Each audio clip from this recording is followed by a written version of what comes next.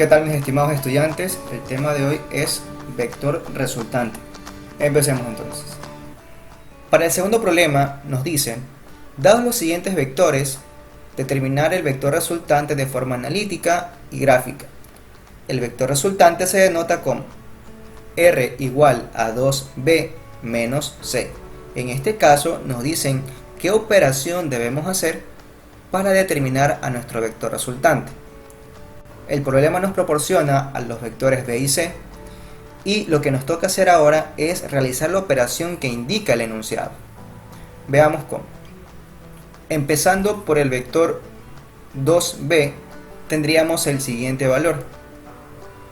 El 2 o el coeficiente que acompaña a nuestro vector B original quiere decir que a sus componentes debemos duplicarlas. Entonces, 2 por menos 2, menos 4 y 2 por 2, 4. Al vector C, por ahora, no le haremos nada porque en el problema no hay ningún coeficiente acompañándolo. Pero mucho ojo, para este problema no nos piden sumar los vectores, nos dicen que los restemos para obtener a nuestro vector resultante. Calculemos entonces la componente en X del vector resultante. A la componente en X del vector 2B, que es menos 4, debemos restarle la componente en X del vector C, quedando la siguiente expresión. Aplicándole de signos y operaciones matemáticas, vamos a encontrar de que la componente en X vale menos 1. Si calculamos la componente en Y siguiendo el mismo patrón, nos va a quedar 5. Ubicamos esos valores y tendríamos a nuestro vector resultante de forma analítica. Veamos cómo se realizaría la operación del vector resultante de manera gráfica. Si nosotros ubicáramos a los vectores originales en el plano, se verían de la siguiente forma. Tendríamos al vector B menos 2,2 y al vector C menos 3, menos 1. Antes de realizar la operación, recordemos que de forma gráfica tendríamos que tener a los vectores sumándose, más no restándose. ¿Cómo haríamos que esa resta se vea como una suma? De forma muy sencilla. Simplemente el menos de la operación se lo adjudicamos al vector C y dejamos un signo más por fuera. Si aplicamos ley de signos, es decir, más por menos, tendríamos el menos. No hemos alterado la operación original, simplemente lo hemos expresado de otra forma. Ahora sí que vamos a graficar al vector 2B y al vector menos C.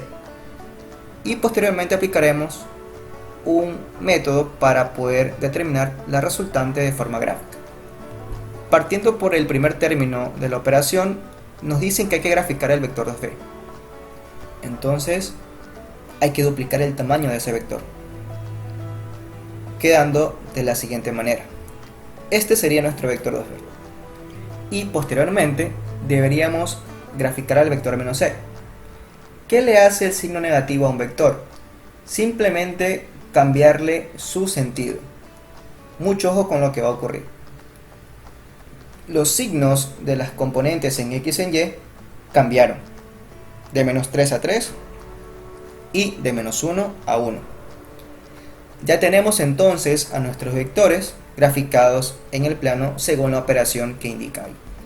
Aplicamos cualquier método, en este caso aplicaremos el método del polígono, moviendo al vector menos C a la saeta del vector 2B.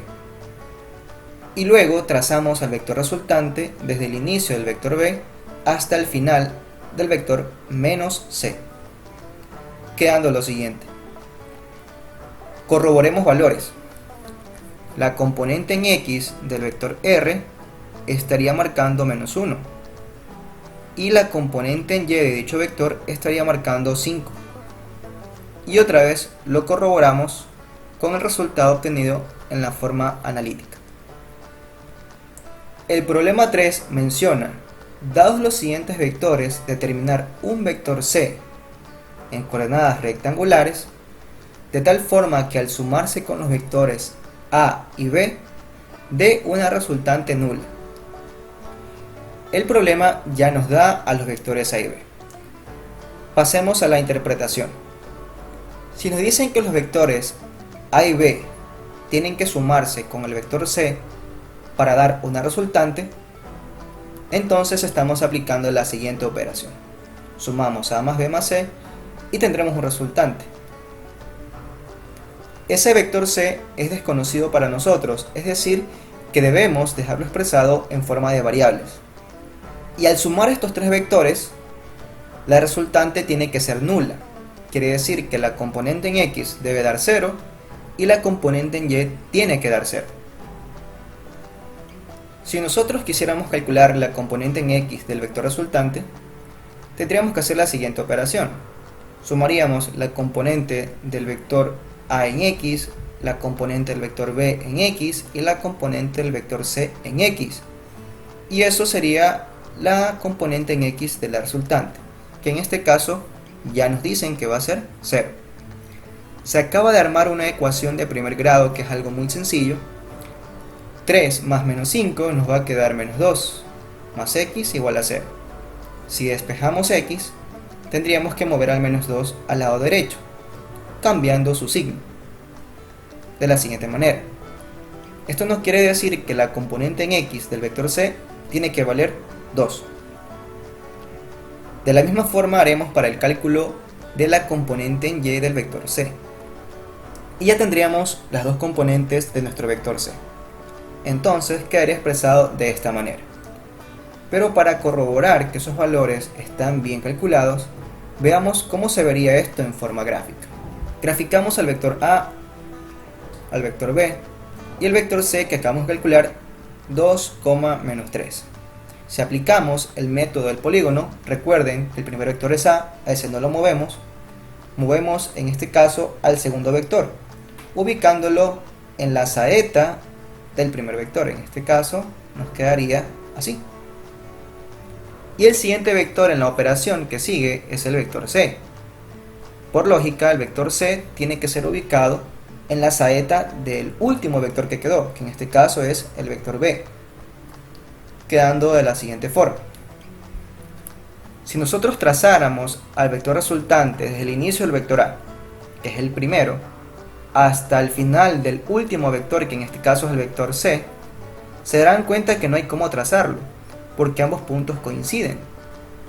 Por ende, la resultante no existe porque no se puede trazar.